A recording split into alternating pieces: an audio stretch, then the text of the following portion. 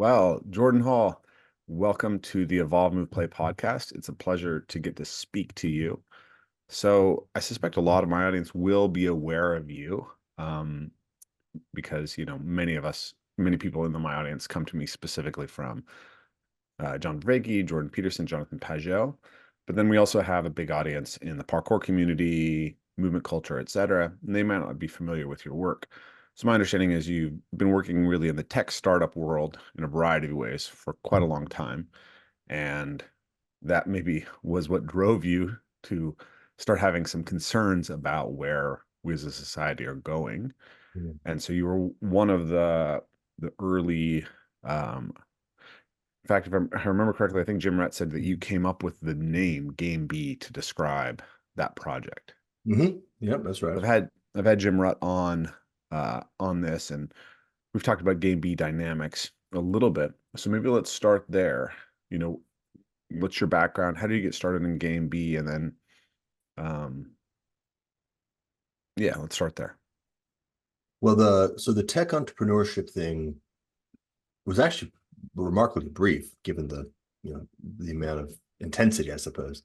I was working in startups in the early Internet 1.0, Yeah. 98, 99 through 2007. And that's that. Mhm. I played my hand at the angel investor piece and the tech board member piece for another decade. Okay. With a sort of a declining degree of interest or activity over time. So sort of tapered off. So really the first 5 years, so maybe until 2013 was doing that meeting thing. And then by the time 2018 it happened, effectively not at all. Although I've started a few companies since then, largely with friends, just to kind of do some interesting stuff for bigger purposes than just starting a company.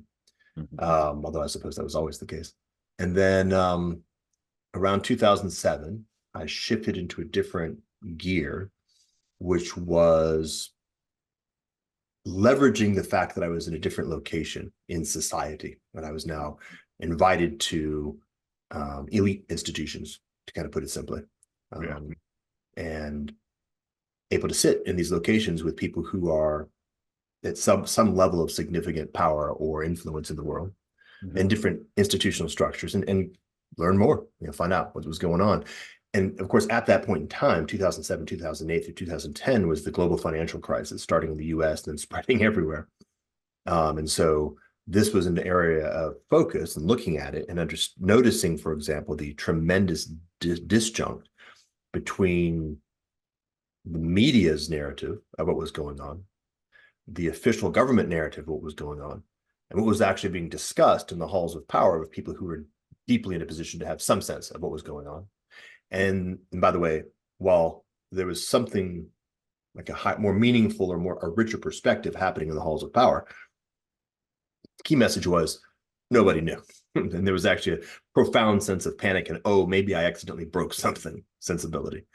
Um, so that then began the process of pulling at that thread. And the thread was, as I noticed that particular domain, global finance, the nature of money, things like that, um, as I just found myself in any given domain, there's so many: nuclear nonproliferation, the concentration of estrogens and amphibian, freshwater estuaries, things like that. Like whenever I encountered a particular expert, like really the world's expert in some particular domain, I would sort of find a way to forensically say, okay, what's the stuff that you actually know that you're not sharing more publicly? Like let's get a little bit more intimate. What's going on here? And what I discovered was that more or less everybody was more or less panicked. The thing that they studied, huge changes were occurring, and they were changes that appeared to be quite disruptive to the homeostasis of that particular local domain.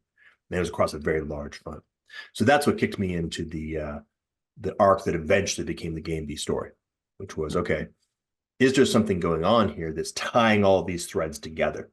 Are these all, or to use a language that's contemporary now, is this a polycrisis, like lots of different crises, but they're ultimately distinct? Or is this a meta crisis? There's something going on that is fundamentally gluing them all together, which is a deeper cause. And therefore, by the way, endeavoring to address each one at their local level is playing whack-a-mole with a bunch of symptoms. Yeah. The answer, by the way, is there is. So there's a um, meta crisis, not a poly crisis. Right. There's a meta crisis, not a poly crisis. Or that's the better way of thinking about it. If you Yeah. look at it from the poly crisis level, you're going to end up putting together bad approaches. And so then digging into that um, opened up a deeper investigation. How do I say this right? I kind of have to step a little bit sideways because I don't want to give the impression that this is a strictly linear. My whole life has had an interesting orientation towards, for example, while I was doing tech companies, I was also deeply exploring French post-structuralism and chaos or complexity theory. Just Mhm. sort of a polymathic curiosity, just with different things in the foreground. And so as we began moving into the game B piece of time, there was an awareness that there are individual and collective psychological, mental, um, even by the way, neurological elements that are as deeply connected to the meta crisis as, for example, socio-technical or institutional ones. And so once again, if we endeavor to solve a meta crisis problem at the level of just say, let's reimagine the institutions, we're Mhm. not reimagining our identities or reimagining how we imagine in the first place. Once again, we're not going to get there. So Yeah. this kicked off what was known pretty much just to me as the Deep Code Project, which was okay, keep going until you find a place where you can actually begin to redesign things, or that's not even the right way of thinking about it, come into proper relationship with the world um, in a way that can actually respond to what's happening. That's you have to get so deep that the language has to get very precise and frankly very simple. Um, and in that process also involved, I'm going to bridge a little bit to your world. This is a deeply embodied thing. So if I maybe take Vervaeke's point of view, it is Yeah. participatory and it's embodied, and in fact involves a restoration of embodiment. Yeah. Uh, Let's double click on that, which is yeah. a term I hear you use a lot, which is interesting because it kind of reflects your particular history of embodiment and work. But when you said you have to get deeper and deeper and deeper, right? What my mind starts to fill in is it's in the body, right? Like ultimately, somehow the relationship of the body mind to the environment and how we've messed that up is actually at the root of the meta crisis. And this is what I've been kind of circling for a long time, and where I'm still, in some sense, not completely satisfied, even with the answer that I've come up with. I think I have a very strong answer, but there's somehow we need to integrate it better. But I went back and I listened to your interview with Rebel Wisdom from 5 years ago. Which one do you remember? I think it was the deep code one, but you're Okay. laying out all the different curves that indicate that we have some kind of meta crisis, right? The Mm-hmm. tainter Mm-hmm. curve, what would you call it? Bryce Hammersmith curve was the other one they were Mm-hmm. talking Yeah, about, I believe. Eisman. Yeah, Bryce Highsmith curve. You know, and so when I've been listening to you and Daniel Schmachtenberger, I know is a big collaborator of yours, there's the focus seems to be often, or at least especially in those initial phases, that there's a set of kind of institutional problems that we have, and that you know, we're running this kind of exponential function against actual limits that's going to self-terminate, and Hmm. then the solution pointed to often seems to be a technical or institutional solution. And so Jordan Peterson said something years ago that I liked. He said, the solution to the corruption of society is the virtue of the individual. And I thought that was very interesting. I think it's not entirely true, but it's very interesting because it points us in the opposite direction, right? And so I've started to think that within the space of like, why do I end up getting invited to like Respond Project, and like what's bubbling up from say movement and ecologies of practice, and then what's coming through the meta crisis thinking, et cetera, DeFi currency, you end up having these two functions that have to scale up somehow simultaneously. And one is the virtue of individuals, and the other is institutions. Mhm. And neither of them is actually proof against the other. So when I see the people who are like really deep in the decentralized financing, they the central belief seems to be, if we just invent a good enough technical solution, it doesn't matter if human beings are moral, which is sort of the opposite perspective of what Peterson was offering. My sense is that there's no way in which we can achieve a virtue as individuals that's sufficient to resist a bad enough incentive structure system, unless we can all become Christ, and I don't think that's possible. No, that spot's been taken. Yeah. so so yeah, on one side you have, there's a limit to how far we can take personal virtue, and if you stress that with bad enough incentive structures over a long enough period of time, it breaks. And on the flip side, you can build as virtuous a set of institutions as you have as possible, but if you don't attend to the virtue of the individuals, eventually they'll find hacks to defect out of it. Does that make sense as a structure for? Oh yes, yeah. I think this is a correct assessment. Yeah. And so my my sense in this is that the the cultivation of individual virtue part still seems somewhat underpowered in the conversation, and particularly the role of how we actually get that into the body, because we're still so stuck in that Cartesian mind-body dualism. So yeah, I'm curious if you can speak to how your perspective on that might have changed over time, and where you see the role of the body, and how, if we keep going lower, right, where does that sit within the stack? Right. So okay, so one of the things I've been trying to navigate, and to greater or lesser degrees of success, is when is a particular level available to actually be expressed, meaning both I've come to a deep enough understanding that I can express it in anything other than just nonsense, and also there's a way to hear it. So let's see if we can actually go one level deeper. Yeah. Um, because there actually is there's the notion of distinction between individual and institution is actually already a derivative of a deeper location, which for the moment I'll just call identity formation. Mhm.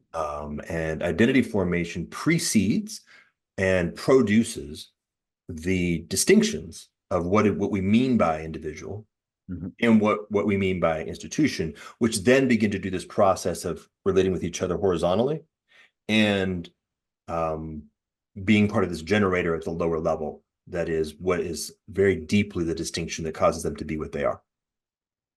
I'm And we can take a look at paraphrase. historically how that shows up. But for the moment, we could just sort of say, sorry? I just want to paraphrase you for a second, Yeah, make sure I yeah. understood. So you said basically the conceptualization in some sense of the individual versus an institution is itself rooted in the capacity to form an identity.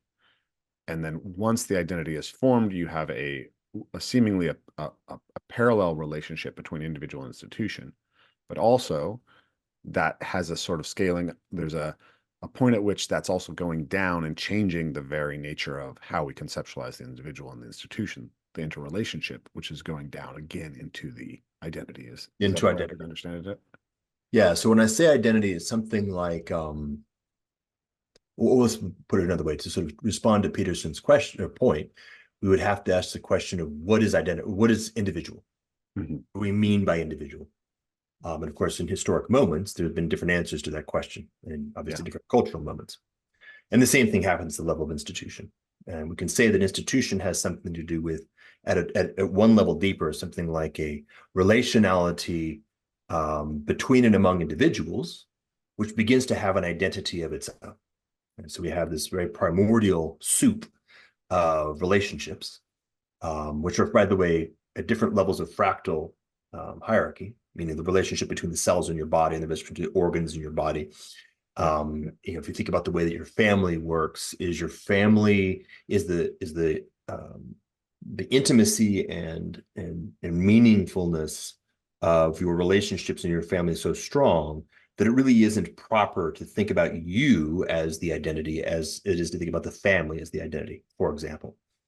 Um, and we could think about even the characteristics of where do we locate the essence of you?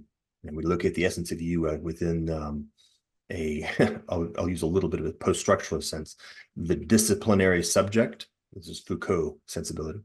Or do we locate the essence of you in a more of a Whiteheadian um, propagating field of relationships that have some coherent um, viscosity to them?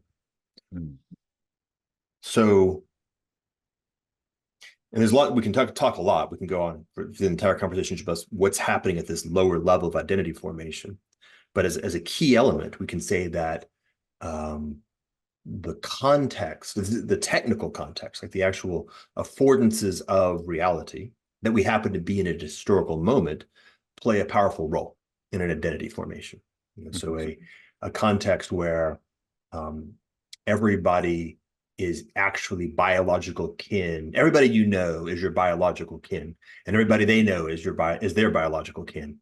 And the pace of movement through space is governed by walking, Mhm. and it's thousands of years of chronological time, Earth going around the sun, before anybody really notices any change in the state of affairs. And that's one qualitative environment, which will give rise to certain possibilities in identity, which will then give certain possibilities in this nature of what is happening on either side of this bifurcation. And by the way, the relationship down, like where's the center of gravity?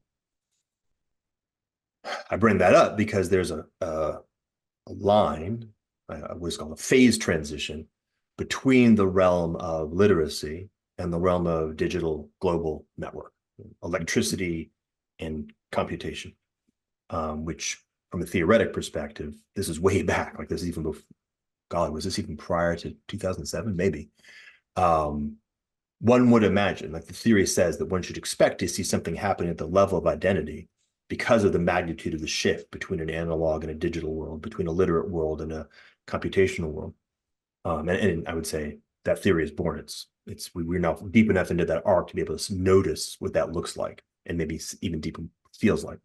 Yeah, I mean, I think it's very clear that the questions of identity and who determines identity and how identity is socially negotiated and how identities are currencies of power Mm. is obviously, kind of is one of the central discourses that's happening in the And, online and space and right now. happening very haphazardly and very poorly, Yeah, because yeah. for the most part, we're using the toolkit of the 20th century Mm. to try to address something which is intrinsically different in nature in the 21st century. And Yeah. so it's kind of bolting. This is sort of standard operating procedure as we move from a paradigmatic space to a new paradigmatic space. In the middle of that liminal transition, there's a bolting on process of endeavoring to keep the old thing functional by with reclusion, different Yeah. structures. Yeah. A Yeah. lot of modern, let's say mainstream-ish identity conversations are a kludge on top of 19th and 20th century identity notions, while in the meantime, at a deeper level of actual reality, identity itself is being transformed. Yeah, we Uh, don't have language in some sense for it, or we don't have a conceptual structure to capture what's happening. right. This kludging idea is something that I've been thinking about for a long time. One of the core models that I've been thinking about is this idea that um, cultures, in some sense, act as an interface between a organism or a set of organisms and a specific environment, an economic, ecological environment, and in that context that you laid out before, right? Maybe you are in a tribal society that exists at a very similar state of technological development and a very similar ecology that has for the last 1,000 years. Um, there's not a lot of need for novelty. The solutions have largely been found, right? Mhm. But a new predator enters the environment, a new disease enters the environment, all of a A sudden, meaningful change to the ecology, like desertification or something like that. yeah, all of a sudden the previous cultural toolkit needs to be updated. So Jordan Peterson talks about this as the role of the revolutionary hero, right? And the shamanic journey in Maps of Meaning. What strikes me about the modern world is that we have a problem, which is that I just think of it as the updating problem, right?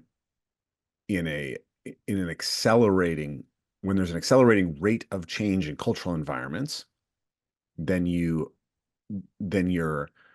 update function can very easily become deranged. Mm-hmm. Right. And we know this from like I kind of gleaned this insight from evolutionary science, right?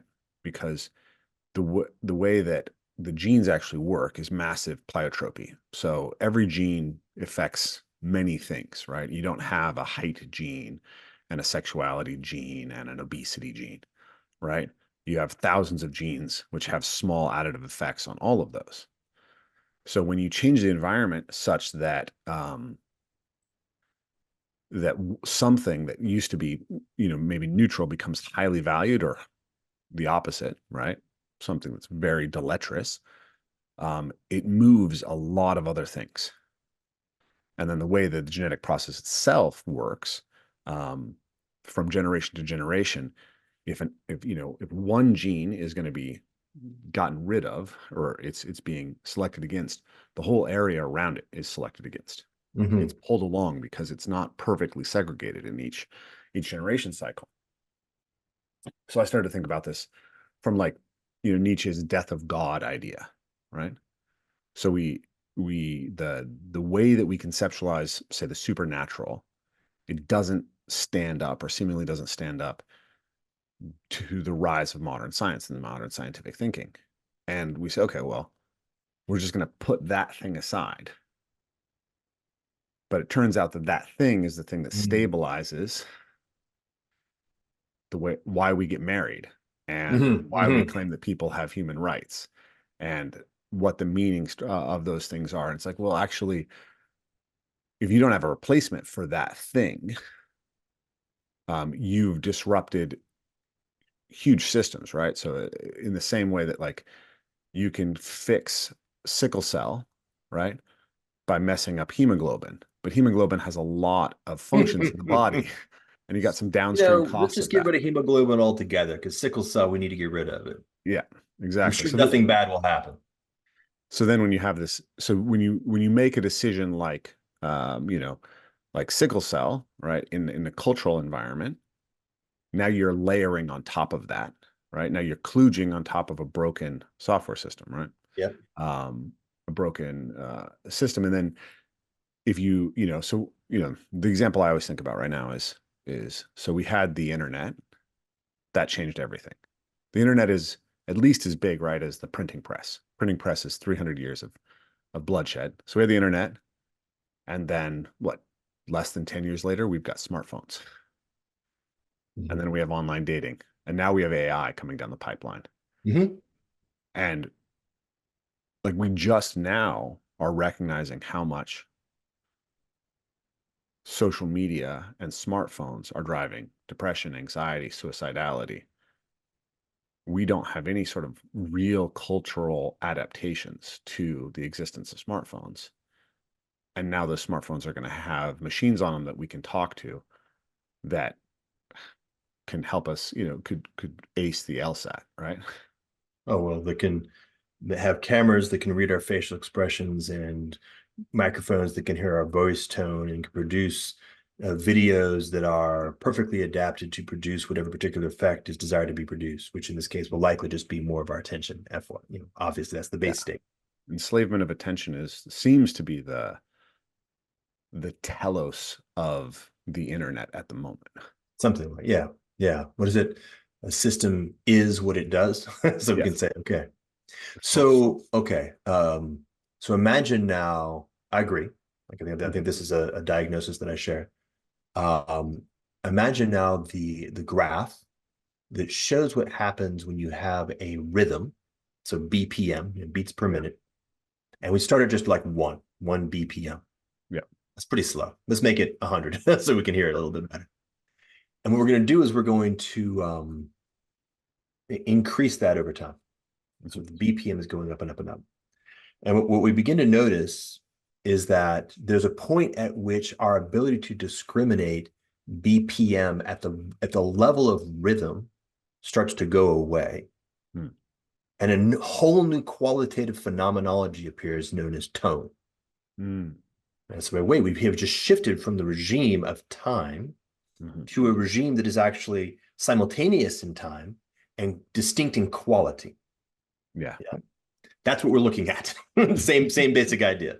And that's like we've gone down like to actually frankly one level deeper than the one of identity, which is absolutely it is the case that there is something about our ability to adapt to change that is disrupted when the rate of change, the periodicity of change, and by the way, the intensity of change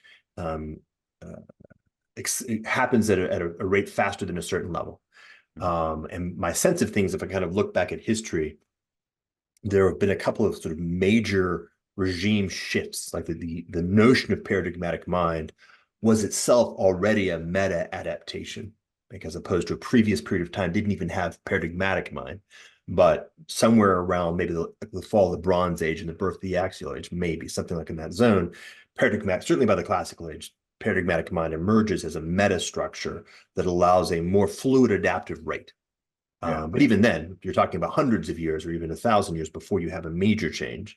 And so what's happened is as these periods of disruption or novelty are closing and closing and closing, we're actually looking at something where we have to identify a qualitatively, it's hard to even articulate, but that notion from rhythm to tone is the right way of thinking about it. It's a very interesting analogy.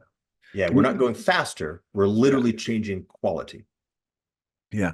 So can you just briefly talk about paradigmatic mind versus, a pre-paradigmatic mind? Just ground that for the audience. Sure. Let me think of an easy way to put it. So in paradigmatic mind, maybe the metaphor is something like the way we currently understand software. Right? So we make a distinction between the hardware layer and the software layer. And we notice that we can do updates. Let's go with operating systems as we're not doing like just a, golly, this is a very Gen X, maybe early millennial reference, but hopefully it'll hang together. There once upon a time when you wanted to change your operating system, it was a big deal. And oftentimes you had backwards compatibility problems. So when you change from like Windows 3 to Windows 5, it was a major shift. But nonetheless, you could do that, right? The ability to shift had a significant implication on the ability of the surrounding applications that had certain expectations of what was happening in the operating system. Everybody had to update their applications, and also, by the way, entirely new possibilities emerge. Right? So, for example, the shift into Windows, XP, which is basically Windows 5, also connected with the emergence of the internet. So it opened up a communications capacity that was not really particularly available previously. So that's all happening at the level of paradigmatic mind. Prior to the software hardware shift, almost all of computation was still actually done at the level of hardware. In fact, frankly, we could even use like the notion of the ASIC or the general purpose CPU.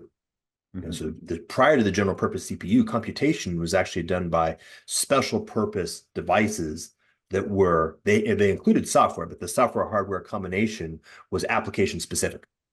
So if you wanted to make something that did like a calculator, and a calculator calculates, and there's no update to the calculator that's going to make it into something that can do temperature. Right? Those aren't the same thing. So I want to make sure I'm understanding this, but what I think I hear you saying is something like prior to the axial revolution, basically we weren't engaged in metacognition about how we thought. We had systems of thought, apps basically, that were running on underlying software, but we didn't have the ability to look at how the software hung together. Well, we weren't constructing it in such a way. It's actually at a level, we weren't constructing culture in such a way that culture was subject to being updated and patched by means of, for example, deliberate institutional education. Education was an imminent process that happened unconsciously as a part of simple participation in the body of the culture. Yeah. And so the ability to have a separate institutional structure that could have a meta cognitive perception of what the culture was, and then provide an input to that would change it. You literally do an update to the content, say, hey, we no longer think about calendars. We no longer think about calendars. Oh, sorry. We think about calendars as something that we can change. That's the idea. Right? It's no longer that the idea of calendar is an intrinsic characteristic of nature that is more as real as our own bodies. And there's just, that is what it is. It's like, oh, no, calendars are a subject of cognitive design, and therefore we can change them. That kind of an idea. And by the way, and fight over it because paradigms intrinsically contain the conflict over what is the dominant paradigm and who gets to control that, right? So there's a whole bunch of stuff that comes along with that. And so trans-paradigmatic mind, right, and this is actually, I don't think I coined this, but certainly I use it quite a bit, is what happens on the other side of this threshold. Largely where we are now, or have been for the last 15, 20 years, is this qualitative shift from rhythm to tone, is also a shift from a paradigmatic model to a trans-paradigmatic model. We're getting closer and closer to Christianity, by the way. If you don't mind, I'd like to go back to your earlier question at this question of embodiment. Yep. Yeah, let's do it. Because where I'd like to focus actually is on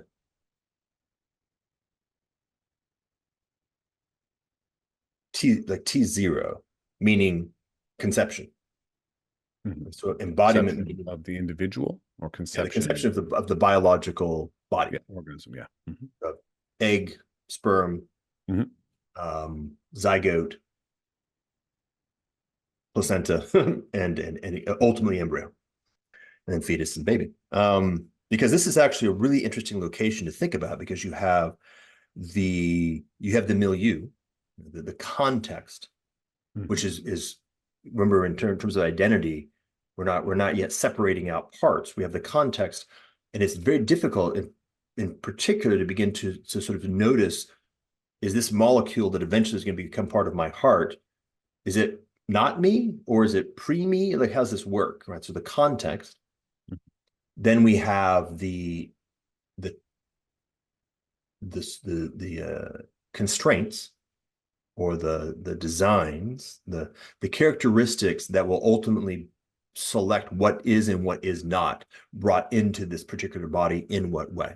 And so we could say something like you were just describing, the field effect of the genetic and epigenetic environment, and probably a much larger set of characteristics than we currently give credit to, which produce and I would say, by the way, a transcendent field on top of the local context. And the conjunction between those two unfurls over time this process of embodiment.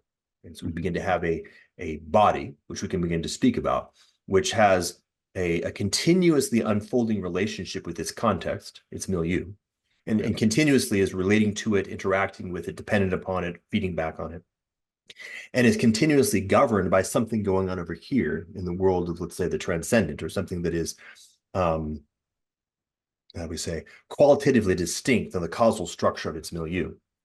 So you're basically pointing now to a distinction between something like the spatial temporal particulars of a body, and the pattern that body, the form that body is somehow informed by, such that there is some identity that can be derived, because the cells that are sitting in front of you at this very moment are not actually made up of the same constituent particulars as the cells that I had in my body when I was 18 years old.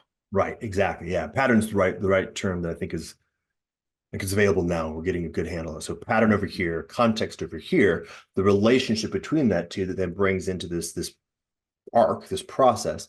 And that process has an axis mundi, right? So there's a stability. And this is where when I say something like embodied intelligence, I'm speaking about the fact that axis mundi goes down to the beginning of cosmos, right? It actually has an unbroken continuity to the origin of chronological time. And it's important to keep that in mind, because when we're saying we need to be founding on a solid base, that is the solid base upon which we can be founded. in terms of our own capacity. And then things layer on top of it. Right? So I look at the zygote, and the zygote is sitting inside the context of the mother. And that's not you can't ignore that process. And as you accumulate more and more pieces from the milieu in relationship with or governed by the pattern, there's this continuous layering, and each of those layers has roles to play. They produce the new affordance for the possibility of the next layer. Yeah, it's not bad. Layer's not bad. Or next stage. Yeah, I want to drill down on this just a little bit, because Yeah. I think that interestingly, I think that this gets really at the heart of sort of maybe one of the engines of the meta crisis, but it's also, I think, something that's it's difficult it was difficult for me, at least, to recognize the paradigmatic structure that are conflicting in how we think about what you're just saying, right? Mm-hmm, You said mm-hmm, essentially that that the pattern that is me has a root that is continuous with the beginning of the cosmos and the pattern that is you. And there's a few different ways of thinking about that, right? One is a pure materialist determinism, right? Basically, the Big Bang happened, and then everything else is billiard balls hitting each other that are perfectly determined until the perfect present moment, and therefore, essentially, time is an illusion. We're just it's a viewpoint on a phenomenon that is actually complete. And then another way of thinking about it would be, I believe, sort of the Platonic forms way of thinking about it, which is to say that there is the nature of the universe is such, and has to be such, that you could exist or that I could exist. mm-hmm, And since our existence is in some sense isn't even justifiable as a thing unless there is some non-spatial temporal particular that unites us, that pattern, um, it had to be real. It had to be a real thing within the field of potential before we even existed, mm-hmm, mm-hmm, which is, that's a challenging way of thinking when mm-hmm. we've built ourselves up from scientific materialist particulars.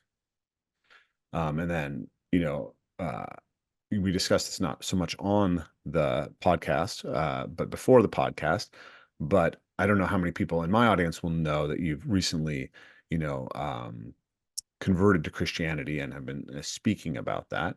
And so I imagine there's some claims maybe that go beyond even the sort of Neoplatonic frame that Mm-hmm. are grounding your way of thinking about that. So I want to just, kind of open that up so that people understand it, like what you're pointing to when you point back to actually this identity thing is continuous back to the origin of the cosmos. Yeah. Before I go there, just a quick how do I say I would say more like beaten down by rather than built up from the materialist paradigm. Okay, Because that's fair obviously enough. there are no 5-year-olds who have that paradigm.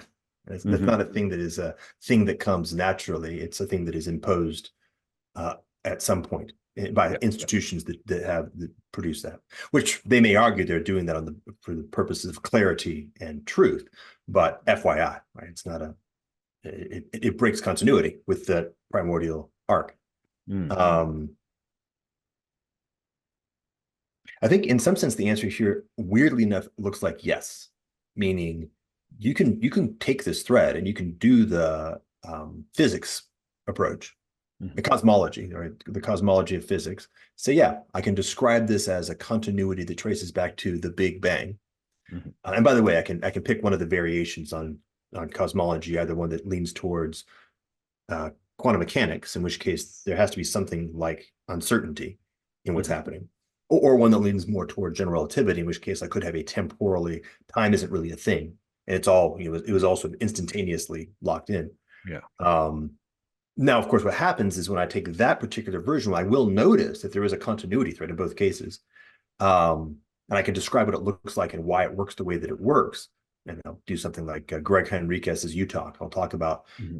I have very specific things that rolled out, and each one has a dependency on the other, and they haven't gone away. Right? So biological life sits on top of a chemical substrate, which sits on top of a physics substrate, which sits on top of a quantum substrate, and and then I have T0, right, Big Bang. And I'll also have to deal with the aporias, the incoherences, and the presuppositions that are intrinsic to that paradigm, which make it very difficult to maintain across the totality of the reality that we find ourselves relating with. Which then means what I might do is I might then take a different point of view. I might shift, right? I might try the Neoplatonic one. And what I'll notice, the Neoplatonic one does the same kind of thing. It also notices this through line. It notices something that is intrinsically central and doesn't change. Hey, Flynn and Mare are in here. No, you're in here. Where are Flynn and Mare? Flynn and Mare are on the bed.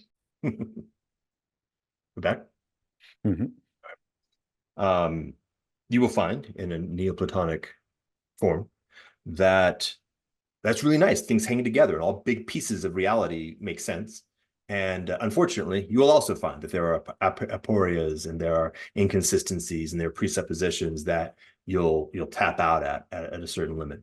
But what's interesting is that you kind of every time you do this rotation across different large scale worldviews, you do tend to find either, by the way, the worldview is itself deconstructing, right? The worldview is intrinsically nihilistic, or if it's not, then it will notice this continuity. And so this is a pointing towards the fact that there is good reason to believe, using a consilient epistemology, that something like through line, something like continuity, is an intrinsic that is, let's say, very deep, maybe as deep as can be perceived or considered.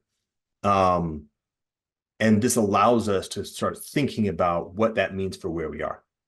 This is actually a very profound question. So let me kind of shift it a little bit. The notion of continuity, qua continuity, is and where it fits in the way that we are in relationship with reality, turns out to be extremely profound. Recently, for example, I've really landed on this notion of a beauty first relationship with the world, which also is a beauty first theology, which is distinguished from a truth first relationship with the world. As we're just taking the three Socratic transcendents and just noticing that they have maybe a certain order to them. One of the reasons for that is that beauty is an intrinsically first person, continuity sensitive mode of relationship. It can perceive wholes. In fact, that's kind of what it does, is it perceives wholes. Okay. And it notices that if in a truly profound level of wonder, that there is a wholeness that is all, right? All is in wholeness. And it can perceive that. It's like the faculty for perceiving that. Truth proceeds the opposite way. Truth proceeds by making distinctions and then comparing distinctions at its essence, like the very nature of truth. So therefore, if we enter into relationship with reality, truth first, we enter in with a distinction or a separation. And by the way, truth intrinsically has a third person sensibility. So we are in our pre-paradigmatic presuppositions, right? The generator function of the thing that will ultimately end up being producing our identity is coming with a preordained cascade. Like lots will follow from that. And vice versa, right? If one starts with the beauty first, then lots follows from that. And so diagnostically, I would say, by the way, that a large part of what was guaranteed to go awry and has in fact played out as going awry in the West in particular, was let's say a choice or a selection of a truth first approach for a long time, and increasingly doubling down on that, because that is there are benefits to it. There's benefits for why you would do that, technology being the primary benefit. Yeah. So we can go, that just came to me as that's a really interesting place to focus. That gets us really deep in the stack, is the distinction between. I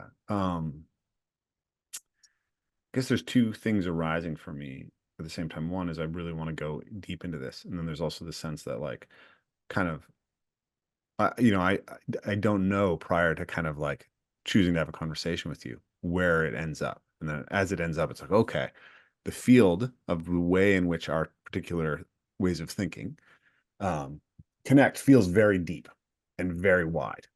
And there's part of me that's wondering, okay, is there, for this first conversation, is there a way we need to bring it back together to give it a little bit more structure that the audience can take forward? Here's the institutional, here's the embodiment, here's how all these things play. Whereas we could spend a lot of time just at like the transcendence. So there is a hunger in me to can we get a little bit more precise and pragmatic at some point? But then there's also this thing about the beauty versus truth thing. Feels really profound to me in this particular moment due to circumstances in my own life, and also just a kind of a process that I'm in of grappling with my life, my family of origin, right? So I come from the counterculture, right? I grew up with a dad who's a famous creator of beauty, right? He is an architect, and his architecture, I think, in some sense, communicates a message about a recovery of right relationship to the earth. And that arises out of both his family's tradition of being loggers and deeply embedded in the earth and farmers, but also specifically the moment of the sort of discovery of Eastern forms of spirituality and the rejection of modernity that happened in the counterculture.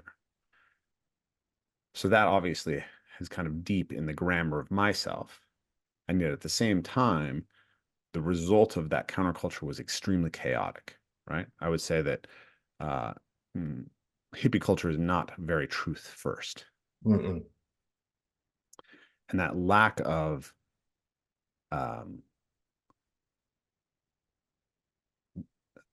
grounding was very wounding to me, right? And so my attraction was then to, how do I find a ground that I can rely on, right? One of my most frustrating, like when I was 12 years old, my father cheated on my mom, and it resulted in the breakup of their marriage. And he'd been deeply neglectful of me, and you know, was spending all of his money on his art projects and not contributing financially to the family, all that kind of stuff, right? So I was pretty upset with him, and so was everyone else in the family. And I would, I would call him on some of his bad behavior, and he would say, Rafe, you create your own reality, right? The idea being that all of our difficulties with him were because we were carrying a paradigm into our relationship with him, right? And what I said to him, or I think I said this eventually in ways, was something like, no, Ray, you created the reality in which you cheated on your wife, which broke up your marriage, in which you neglected your children, in which you invested all of your money into your projects instead of your family. And that's why everyone who's close to you deeply resents you. That's how you created your reality. So I had a great relationship with my dad. He passed last year in the end, but that wound is what made I still have deep, like, felt antipathies towards something like Burning Man. Like, people have said, hey, you should go teach at Burning Man. I'm like, no, No. thank you. Not at all. And it's because of that. And so there's Nice. so the attraction of a truth first approach. And the other thing I wanted to just say is that if people aren't familiar, the three transcendents in the Socratic school would be the good, the true, and the beautiful.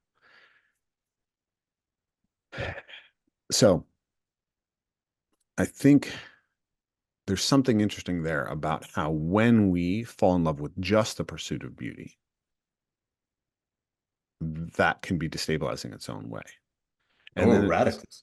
Yeah. And then the other thing that popped up for me in kind of what you said was, um, I so I was an anthropology major in school, and I was very interested in human beings. How do I understand human beings? And then at some point I had the sense that anthropology as a discipline was actually not interested in understanding human beings at all. It was interested in problematizing the very idea of being able to understand human beings. It was like a menagerie of, hey, look, isn't this weird? Mm-hmm. And because it's weird, therefore we don't have to accept any moral structure or any normative structure or any, um, and so much of it seemed like that. And so I left, with 3 courses left to finish my degree and became a gymnastics coach and then a parkour coach. But right after I left university, I read Steven Pinker's book, The Blank Slate. And in that book, he talks about modernism and postmodernism in art. And he talks about a famous critic who said that, I think it was, modernism is the death of beauty. Like, the purpose of art now isn't to make beautiful things. It's actually to destroy our ability to conceive the beautiful itself. Mm. And somehow that seems like, if we, in a McGill Christian standpoint, right? We decide truth is the highest transcendent, and we find that the left brain gives us a more precise way of describing those truths that we're looking for, at least seemingly. And we run that for a long time, and we lose beauty. We end up with brutalism, right? We end up with suburbs. We end up with Walmart. And then there's a counter reaction to that, and then a counter reaction to the counter reaction. Somehow in there is the death of beauty. So that's what came up for me in response to your discussion of beauty and getting to the depths of it. And I don't know exactly how to turn that into questions, so I'm really hopeful you'll just pick up some interesting things and run with them. I noticed, by the way, I think we moved into dialogue or dialogos just now. Yeah. So remember, the notion here is beauty first, right? Not beauty first and last. And that notion of reaction, I think, needs to be pulled into the foreground, because a big part of what happened, for example, in the romantic reaction and then the later hippie reaction, which is more or less the same thing with just slightly different hairstyle, is True. Reacting against truth, Mm-hmm. and endeavoring to either just have beauty on its own in the pure romantic sense, or in the hippie sense, I can get from beauty to good, and that, I can go that, I can have that. Yeah. And therefore play with truth, not play in a positive way, but play with in an abusive way. Yeah. And so the process then would be to say, no. And by the way, now I'm thinking, the Christian story of the Spirit brings you to the Son, and then the Son brings you to the Father.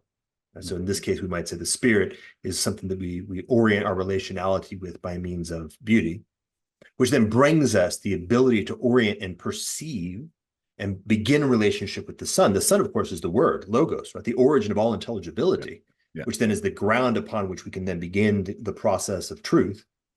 And then in that stream, the Son, the Spirit and the Son now with each other, right? Not a handoff this way, but the Spirit brings us to the Son. Now the Spirit and the Son working together, probably like that. That then brings us to the Father, which now grounds us, by the way, not in just goodness as the end state, but rather the integration of all three into a whole. Right. So I just recapitulated the Trinity working backwards, which is a perfectly fine thing to do. Mm-hmm. So I know this isn't precise, but in a way you're pointing to the idea of the Spirit as something like what attracts us towards beauty. The Son as the pursuit of truth, the way of being truthful in the world, which ultimately has to all serve the ineffable good, the highest thing that we can't actually fully conceptualize. Yeah, no, obviously I'm by no means endeavoring to limit the Spirit, the Son, of the Father to that, but rather to say something like, perhaps in ourselves, the faculty of relationality with the Spirit is going to come through the faculty of beauty perception, right? The way we perceive the Spirit properly, or the way that we can initiate relationality. That's even better, right? To initiate relationality with the Spirit is through the faculty of beauty, because it's very subtle and it's very qualitative.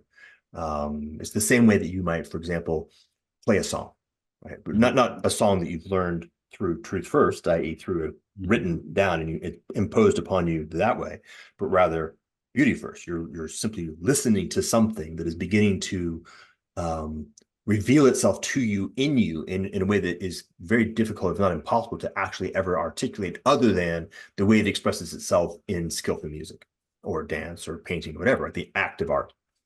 Have you ever heard the poem Poesia, La Poesia by Pablo Neruda? No. Absolutely beautiful poem. It was at that age that the poetry came to find me. I don't know from where, from a river or winter. So yeah, that's perfect, I think. Yeah. And the notion it lands on your heart. And there's something about it which is of the texture of eternity as well. Yeah. Yeah. Yeah. Hmm.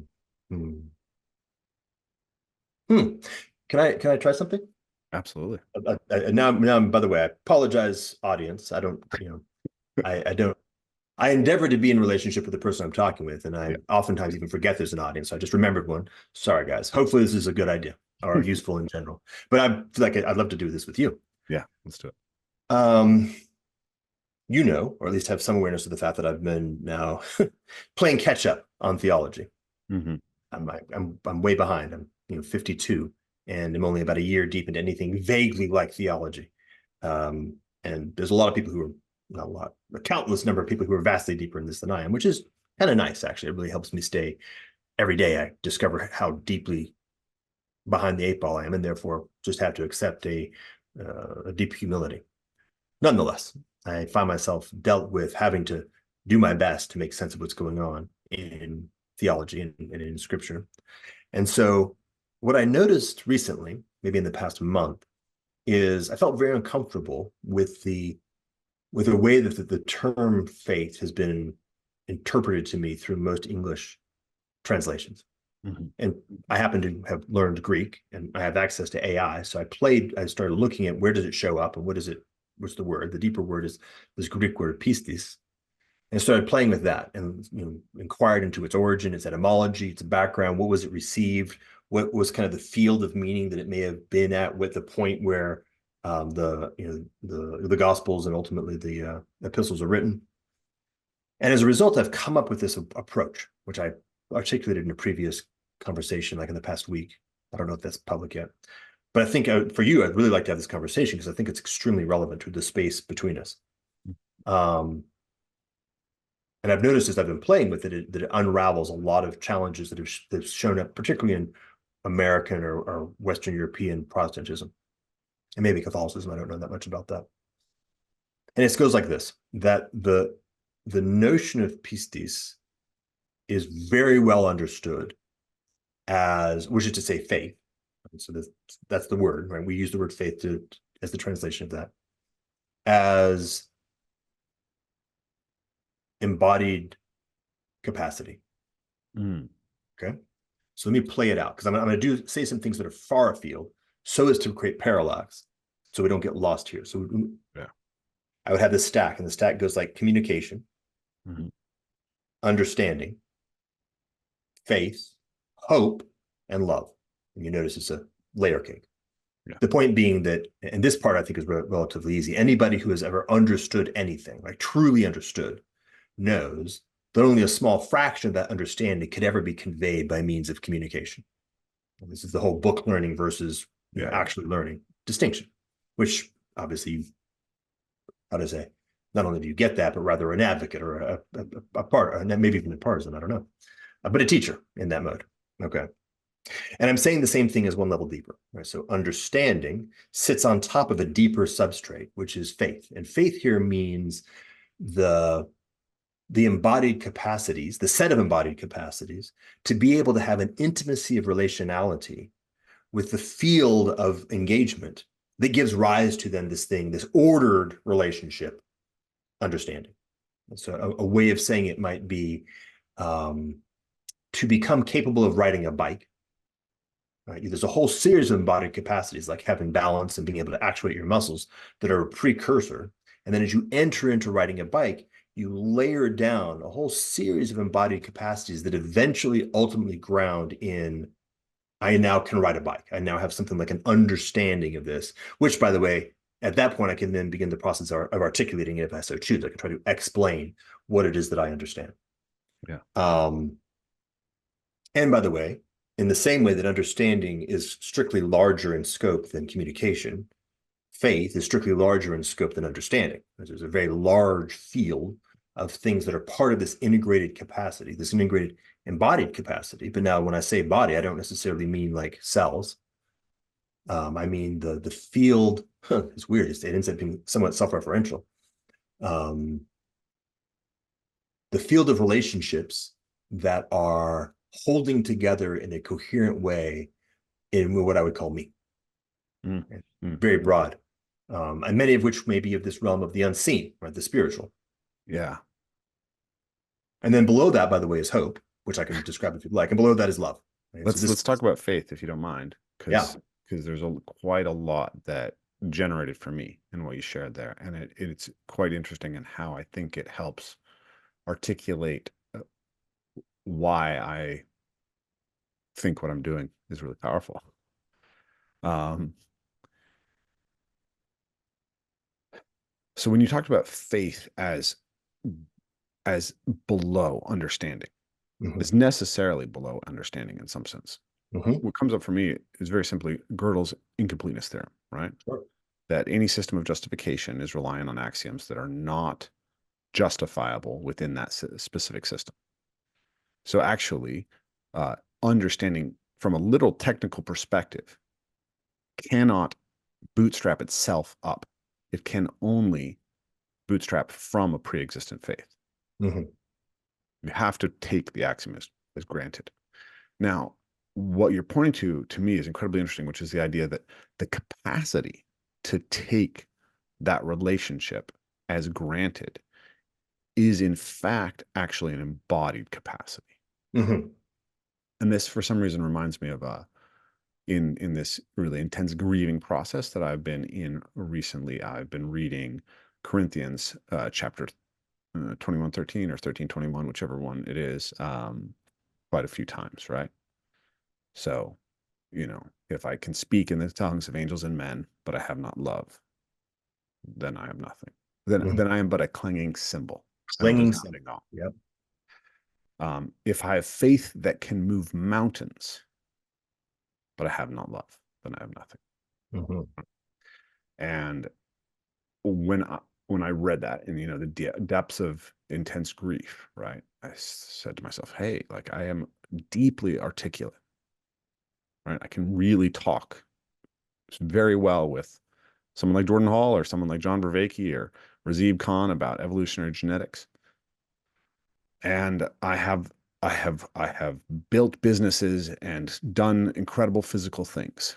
And the thing that I have failed to do in some sense is to deeply love myself and therefore to show up in love for the people who matter most to me. But in the process of this grieving journey that I've been on, I have been doing, some really intense work on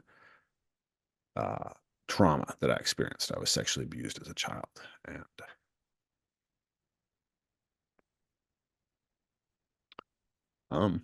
I had a story in my head for a long time that it just didn't have that much effect on me.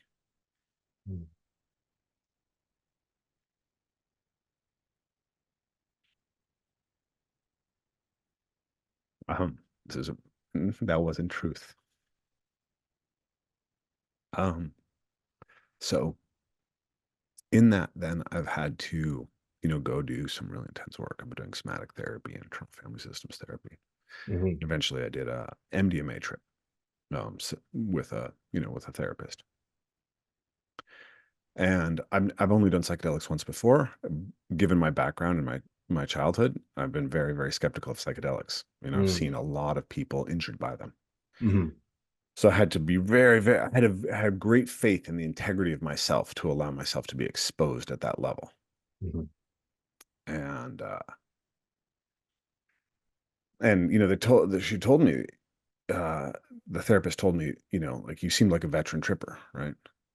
And what I felt like was that it was the strength that I'd cultivated through the practices that I'd done for very many years that allowed me to have the faith to surrender into the intensity of that experience. Mm-hmm. And,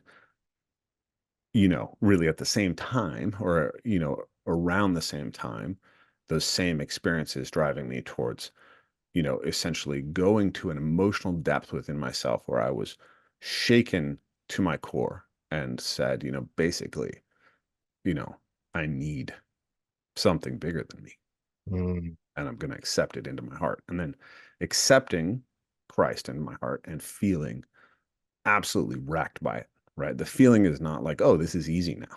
It's like, oh, it's actually harder. Mm-hmm. Um, and so this idea that we can embody the capacity for faith through the cultivation of what we talk about in Evolve Move Play is the idea that ultimately meaning in life comes down to relationships, and we can actually become more capable, we can become more competent, more virtuous in our ability to sort of open the bandwidth of those relationships. And we talk about 5 fundamental relationships. One is the relationships internal to the self. So that could be the relationship between 2 muscle groups or joint complexes, but it's also the relationship between what it feels like to feel anger inside you. Mm-hmm. How aware are you of that?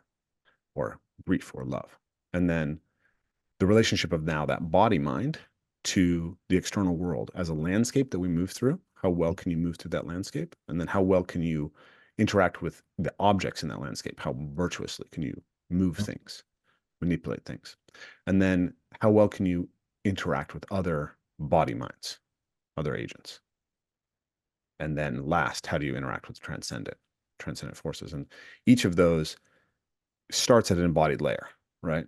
So for us, somatic awareness should precede meditative and contemplative practice, right? Rough and tumble play is actually how we develop the fundamental attunement capacity that allows us to engage in Socratic dialogue, right? The ability to move through the world is what grounds our ability to actually do science in some sense. If we know this actually from research on NASA scientists. If they can't manipulate things, no matter how sophisticated they are conceptually, their engineering solutions don't work. Mm-hmm. And then for us, then there has to be an embodied layer of ritual if we're actually going to access the transcendent in a really deep and profound and, fully articulated way. So Right. Yeah, that was nice. quite the big revelation, but you called me into Dialogos and that's what came out. Yeah. Yeah. So let's see.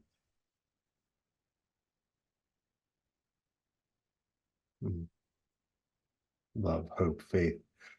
Let me just put a piece out there, which is, again, very obvious and implicated in what you just said. In fact, perfectly implicated, but I just want to bring it to the foreground in case it's not obvious to those who are listening. One of the great challenges that most modern people find is that we've got everything more or less perfectly upside down. So the NASA scientist, which who's a head on a stick, or the notion that faith is of the same fabric as a degenerate version of understanding. So we take faith and we move it from here to here, and then we actually take it from here and make it a really poor version of this, which is in the conversation a perfect misunderstanding of what it is we're even talking about. And therefore, the way to engage in it, we actually do, in fact, intrinsically must cultivate faith by virtue of engagement with life and a development and an integrative development of an embodiment, which just say it's just a layer of these capacities, which are subtle, they are diverse, they are multifaceted and they really relate to each other in very complex ways. And it's just by practice. You interact, and then you build something. And that something, that solid capacity, faith, is then what allows you to then have these other relationships on top of it. And now we can take that line, like going all the way down. This is true. If I take that line all the way down to your conception, and by the way, as we've discussed now in a little slightly more profound way, the context of your conception, i.e. your parents, right? And the degree to which that is well embodied, your lineage is well embodied, you now have a faith that transcends your particular embodied, your physical body's life in the world, upon which you can then engage more fully and deeply into the world. in all the different ways. All the different elements of that faith we're now integrating this individual institution dichotomy into something which is now an embodied whole that has a capacity to just continue to move forward in its relationship with the transcendent. And of course, to the degree to which that is not well founded, right? You've gone too fast, or things have not settled properly, or there's been things that have come through and poked holes, which of course happens constantly in life. The simplest version of that, of course, is the many people who've had a parent die when they're young. Right? So things were going well, and then lightning struck, and then this created a whole deviation, which then, of course, involves a process of being very mindful as an adult or a young adult that maybe the understandings that you're working with are sitting on top of an inadequate faith. And I'm very much trying to keep this holding what this means, which then requires going down back to love and working up through hope into, which is what you were talking about in the context of grief, into the new, what would that be? Healing, but a new healing and a making holy, like a wholesomeness of your faith, which now, of course, becomes a stronger thing because it's done from a different location. It actually has a lot more richness to it, which is why, for example, so often when you deal with people who have gone through, like, let's say, for example, in your case and my case, if I'm in relationship with somebody who is coming to Christ and is currently facing things that I have myself actually navigated through consciously as an adult, I can reflect back on them and say, okay, I can give a better testimony. Like I can convey something which resonates and connects with them in a way that is very at the level of love and hope, and therefore provides really nice orienting basis for the work that they'll be doing in cultivating proper faith. So thank you, by the way. I'm really hoping that this construct is helpful because it begins the process of putting us on a path that, as far as I can tell, I've gone back and taken a look at it, unwinds false Gordian knots in theology, the false dichotomies that are premised on simply an upside down understanding of what this thing even means. It has profound implications for example, what we should be doing, like how should we be behaving in the world, as you know, in your environment, since so much of our modern world is sort of perfectly taking us out of anything like an embodied experience in the right order. Yep. And childhood education being maybe a primary, what would I say? I've now become increasingly, I think, maybe even known for just saying, look, just burn that to the ground. Like we should just push the delete button. We would all be instantly better off if all schools, certainly all public schools, just disappeared tomorrow and we had to figure out what we were going to do, because anything we did would be better than what's happening now. And what we should be doing is saying, okay, for this developmental period of time, learning, you laid out the progress, but there's a whole bunch of stuff in terms of being able to move your emotions and knowing what's going on in your interior, and how is that interior related to this continually present exterior. Like, of course, the stages aren't, you don't actually go through stages of only having an interior and then having it, but of course there's developmental ways of focusing on it. And so this process, like a process of education, I guess is the right way of putting it, that is deeply grounded in the sensibility. And by the way, this is now a Christian sensibility from my point of view. Like if you're a Christian, this is actually now almost an obligatory way of thinking about what discipleship and spiritual formation and being able to truly be in the body of the church looks like. And I'll put that out there.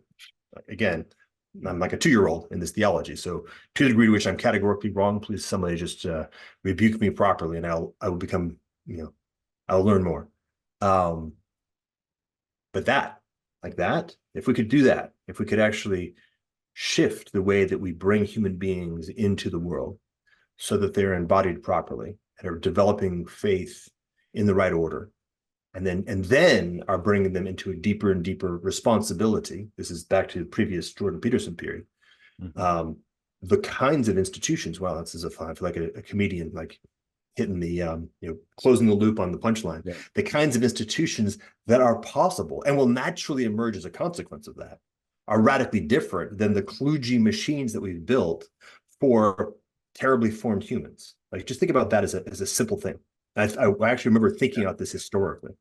Yeah. The institutions we built in modernity exist for the purposes of making poorly formed humans somewhat functional, as part of a larger machine. Yeah. I mean, the modern educational system, I believe, comes out of the Prussian military system originally, and then is sort of repurposed to create factory workers, a role that is increasingly obsolete. Wow, what a terrible thing to do. Yeah. Yeah. As well as deeply inhuman to start with. Brutal beyond comprehension. Yeah. The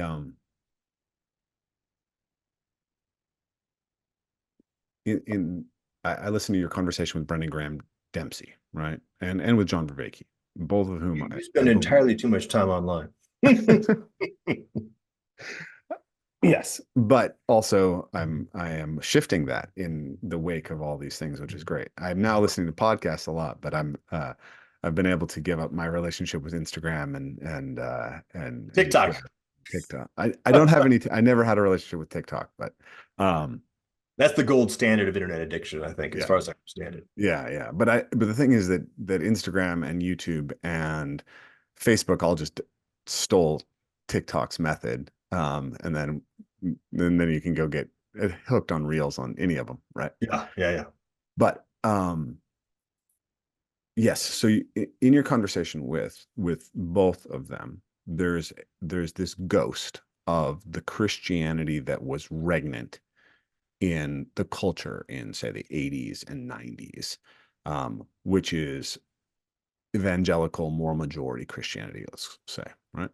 And this was the era of young Earth creationists, a strong rejection of science, where science is probably properly right king.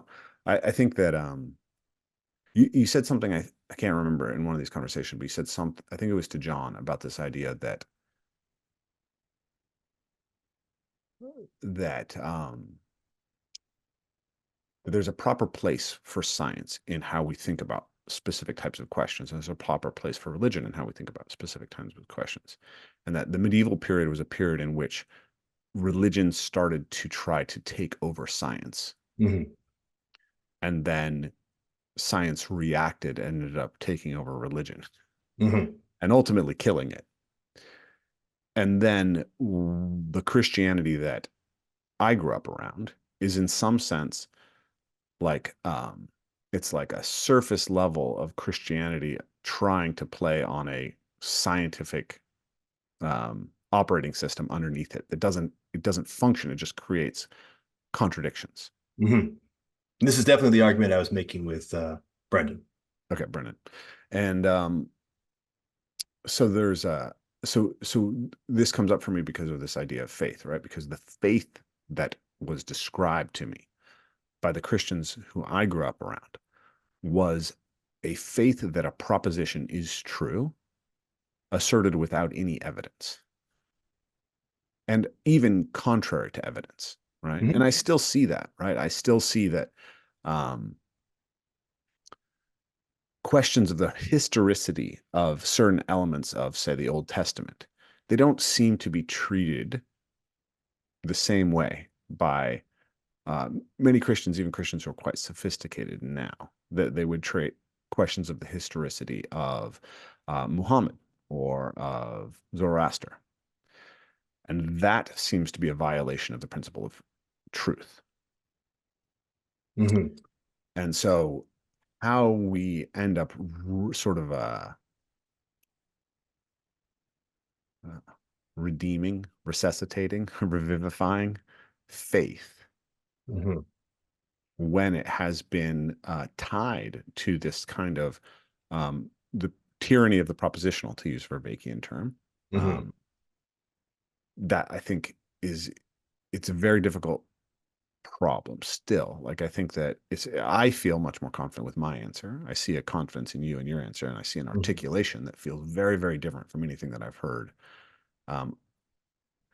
And yet I still think that where a lot of people are going to bounce off a conversation like this is there. Sure. Yeah. Well, just to put it properly, at the end of the day, this is all ultimately going to be in the hands of God. In this case, in the hands of the Holy Spirit, in most cases, because we're talking about hearts before we're talking about minds. Yeah. And if somebody bounces off this at the level of mind, then perhaps they should spend a little bit of time listening to their hearts first and seeing if there's something in that that is drawing them towards something that will allow them to have a different relationship with what's being said. Right? Bouncing off is an odd relationship, let's say.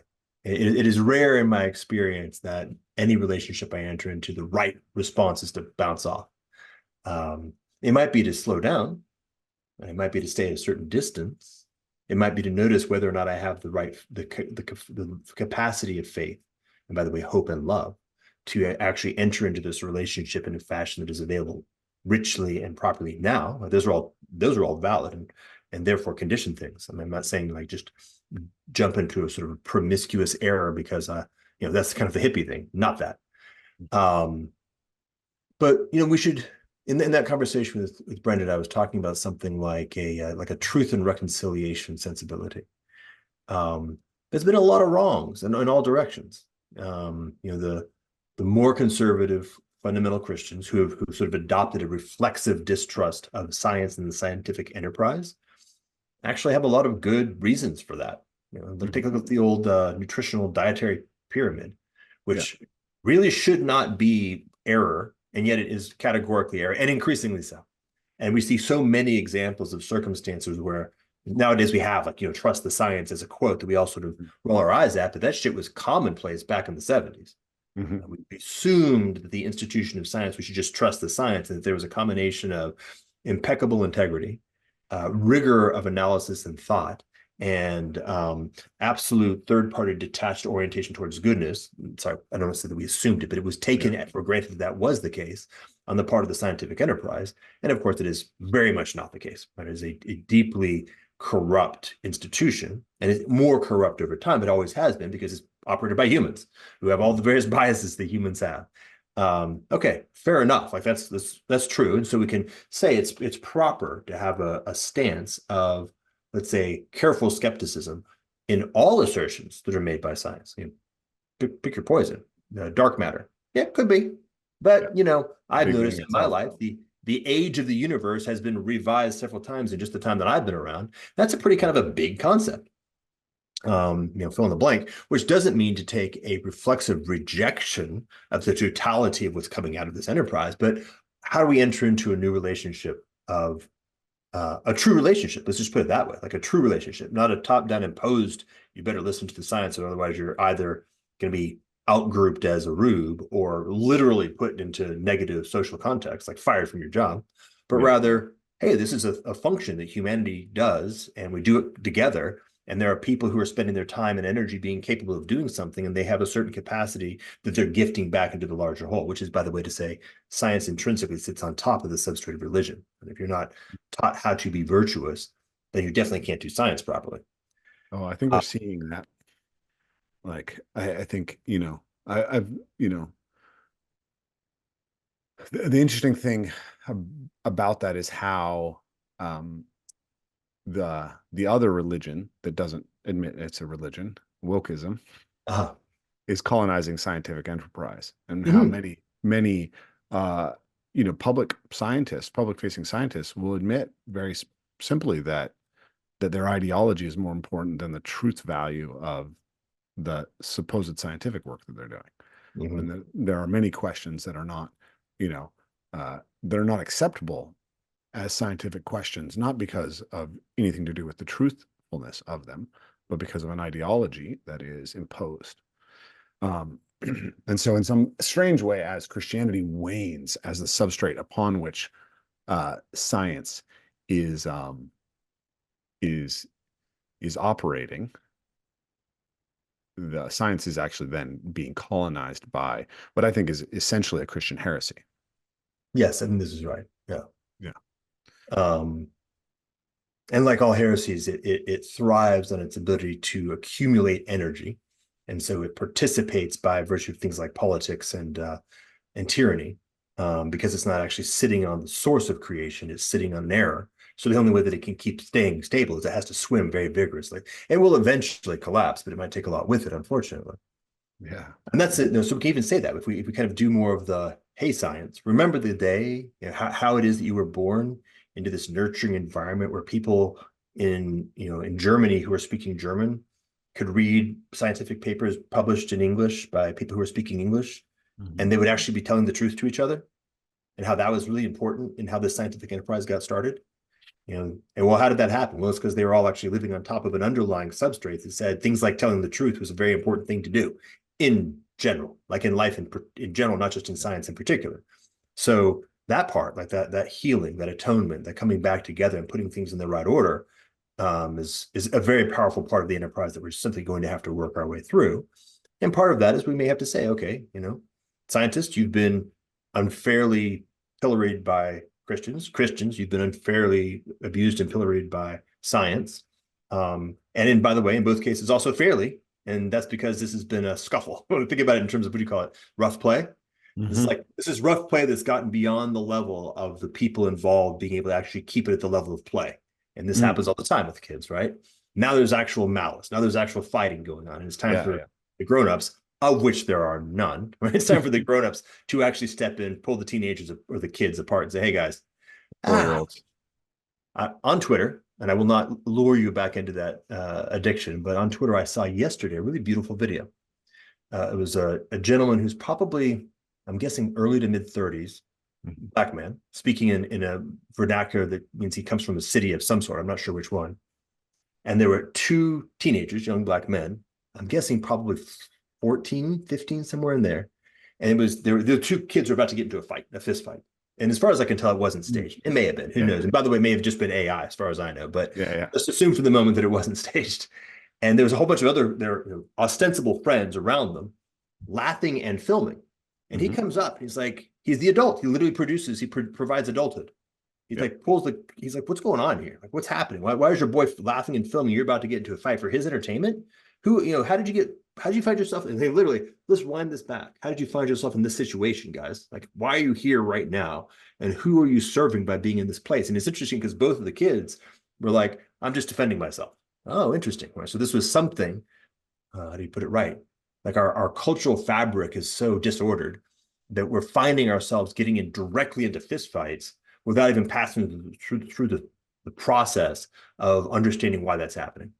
And so that presence of a maturity, that's another one. So you've got embodiment, or to say putting faith in the right order, and maturity. Well, yeah, you touched on a core theme for me there, which is I love that idea that science and religion are like two 4-year-olds who are wrestling, and they should be wrestling. They need to wrestle, but they're not well regulated, and now they're biting each other and throwing sticks, and someone's going to get hurt. Right? Someone's going to get hurt. Yep. Or maybe they're 15-year-olds, and someone's about to bring a knife to the fight, and now that's a really, really big problem, right? Yeah. I said this to Jordan Peterson when I was on his podcast, right? His latest book is called "We Who Wrestle with God," and I said, well, how could we become the type of people who could wrestle with God if we've never wrestled? Nice. And this, I fundamentally believe this. If you want science as an institution to wrestle well with religion, then the people who conduct these things should actually have an embodied layer of having wrestled. And we have failed our children so badly in that. And that's so fundamental to this in ways that we can't realize how much we have denied our children access to the capacity to cultivate good relationship to self, to the world as landscape, to the world as objects that we manipulate, to the embodied other, and to the transcendent by sitting them in desks, right?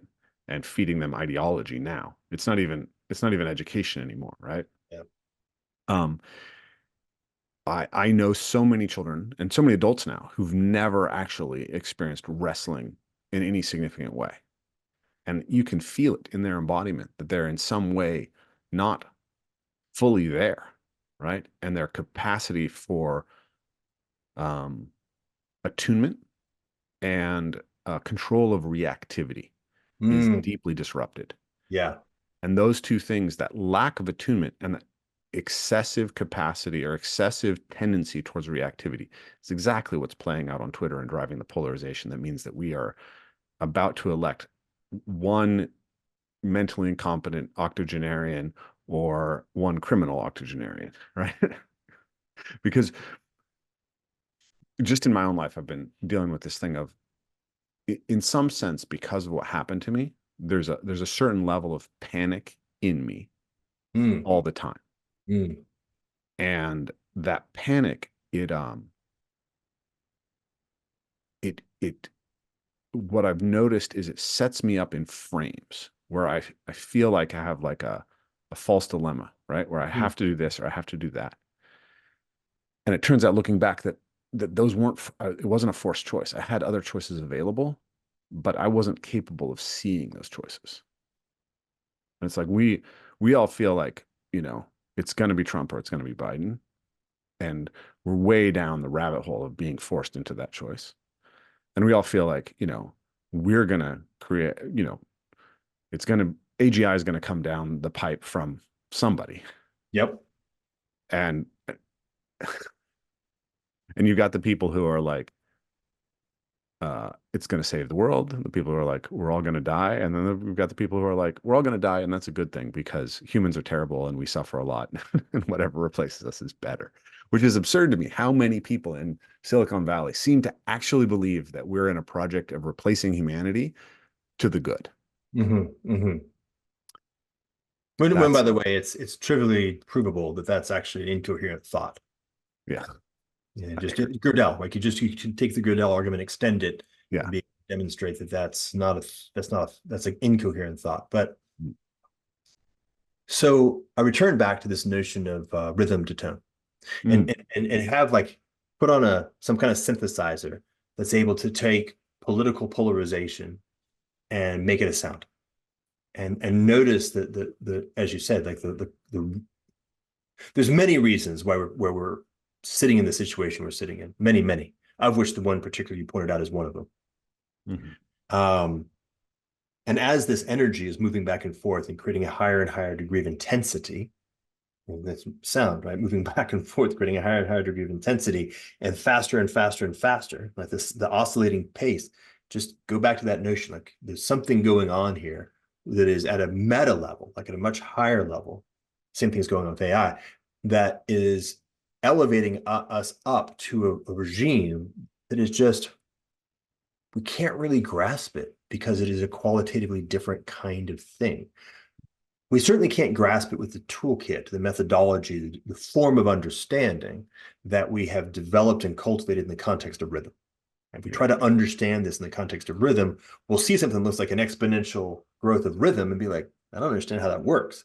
Yeah. But if we are operating from a deeper level in the stack, most fundamentally here from love, and then utilizing hope, which is essentially the orienting basis of love towards that which has potential but is not yet even vaguely actualized, and then begin to cultivate faith in this new context of tone, that's the people, right? That is the ones that are participating in a wholesome way with the reality we are actually living in, are people who are operating in that fashion.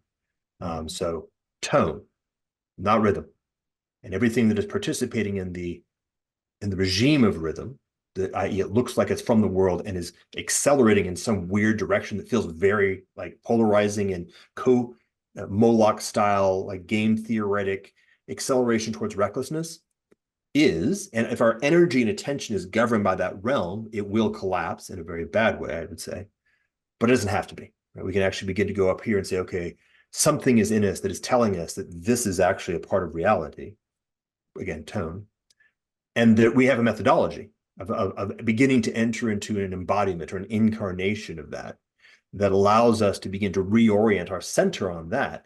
And that is where this thing is at its best headed. It actually is taking us there. And a lot of the people who have been shaken out of their dogmatic slumber over the last several years were only shaken out of their dogmatic slumber because the viscerality of the incompetence or the venality or the catastrophe of this lower level of what's happening here. And so you're like jetted out of the comfort of, well, I can just kind of continue to go to my day job and hope things work out. You're like, yeah, okay. I just got fired. My day job just got deleted by AI. And it seems quite likely that the political circumstances is actually going to be quite hazardous for the health of me and the ones I love. What do I do? And the answer, of course, is don't panic, love more deeply. Mhm. That's the last word right there. Don't panic, love more deeply. I was starting to have the sense that, like, the dialogos window opened and I felt like something really, really beautiful came through. And then I was starting to defray a little bit. And it felt like, we scheduled 90 minutes for the conversation. I felt like, okay, this is a good place. And don't panic, love more deeply. That was the capstone of the conversation, I believe. Mm, And yeah, it was a pleasure. Really, I feel blessed to have had this conversation with you. mm.